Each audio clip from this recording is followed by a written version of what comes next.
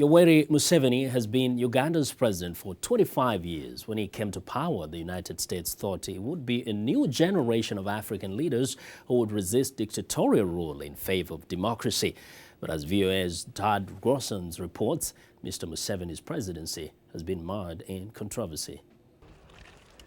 When he became Uganda's president in 1986, Yoweri Museveni was an immediate U.S. favorite, according to David Throop with the Center for Strategic and International Studies, or CSIS, here in Washington. Museveni was seen as a great improvement on former Ugandan leaders. He accepted structural adjustment as proposed by the International Monetary Fund and the Bank. Museveni was seen as a positive force in East African and wider regional politics. Nia Quetta is the founder of the Democracy and Conflict Research Institute in Ghana. He says U.S.-Uganda relations, despite recent strains, continue to be good for at least one good reason. Washington and Kampala both have the same enemy, Al-Qaeda. And because of that, President Obama sent Eric Holder, the Attorney General, to see Mr. Museveni. A host of other American officials have gone. Quetta says the United States should be far more critical of Museveni. He says Museveni rigged the last election and is trying to rig the next one by repeatedly arresting and beating opposition leader Kizza Besigye. This is a former presidential candidate. If there were real elections, he would come close to being president. The State Department said he should be respected. Museveni didn't respect it. So Museveni actually is thumbing his nose at the U.S. Quetta says the United States has often coddled African strongmen like Yoweri Museveni. The U.S. has continued a policy it had under the Cold War of embracing dictators he called friendly tyrants. You have Mobutu Sese Seko of the country now called Congo. He renamed it Zaire. He was a dictator who ran the country into the ground. Then you go to Tunisia. The dictator just gotten rid of Ben Ali. He's an American-supported dictator. You go to Egypt. President Mubarak, who has just been gotten rid of and is now being charged with corruption and is in hospital. He was an American-backed dictator. You come to Sub-Saharan Africa. Hissène Habré in Chad. President Reagan supported him.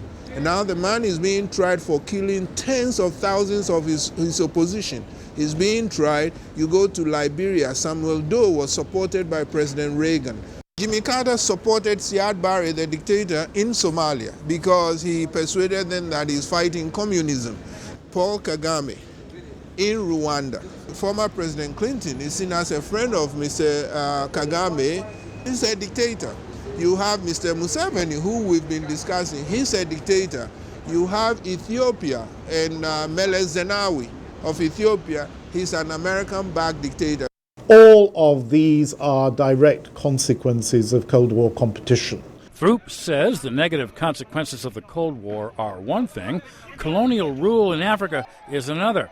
He says blaming colonial power mischief for the rampant poverty in Africa is simplistic.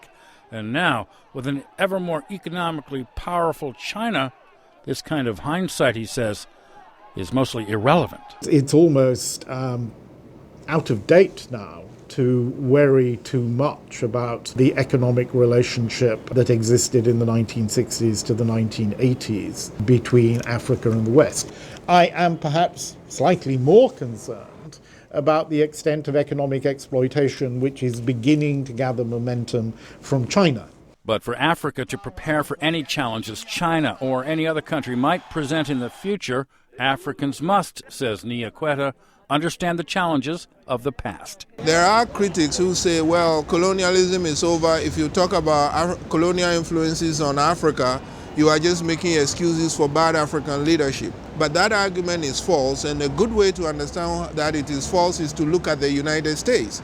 The United States had a civil war for 4 years, and the best American analysts will tell you that if you want to understand the United States, you have to understand the Civil War, because it was over slavery, it was over states' rights, it was about race. And Quetta says the issues of race and states' rights are still with Americans 150 years almost to the day after the start of their Civil War. I'm Todd Grosshans, VOA News.